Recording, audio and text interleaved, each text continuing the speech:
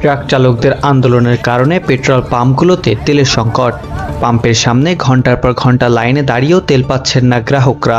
এই অবস্থায় মোটরসাইকেল বাদ দিয়ে রীতিমতো ঘোড়া নিয়ে বেরিয়ে পড়লেন একজন ফুড ডেলিভারি এজেন্ট।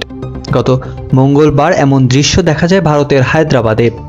সেই ভিডিও ভাইরাল হয়েছে সোশ্যাল মিডিয়া এক্স হ্যান্ডেলে। ভিডিওতে দেখা যাচ্ছে ফুড ডেলিভারি সংস্থা জোম্যাটোর লোগোযুক্ত লাল জ্যাকেট পরা এক যুবক ঘোড়ার পিঠে চড়ে রাস্তা দিয়ে যাচ্ছেন। তার পিঠে রয়েছে খাবার বহনের হট ব্যাগ। উৎসুক পথচারীদের দিকেও হাত নাড়াতেও দেখা যায় সেই যুবককে। হিট অ্যান্ড রান নিয়ে নতুন আইনের বিরোধিতায় ট্রাক চালকদের আন্দোলন চলছে। এর জেরে পেট্রোল পাম্পে লম্বা লাইন লেগেছে। তারই ফল এই দৃশ্য। ভিডিওতে ঘোড়ার পিঠে চেপে থাকা যুবককে রাস্তার পাশে একজনের সঙ্গে কথা বলতে শোনা যায়। সেখানে তাকে বলতে শোনা যায় পেট্রোল পাম্পে তেল শেষ হয়ে গিয়েছিল, সে কারণেই তিনি ঘোড়ায় চেপে কাজে বেরিয়েছেন। ভিডিওতে দেখা যাচ্ছে জোম্যাটোর ডেলিভারি এজেন্টকে একজন জিজ্ঞাসা করেছেন তিনি কেন ঘোড়া নিয়ে বের হয়েছেন।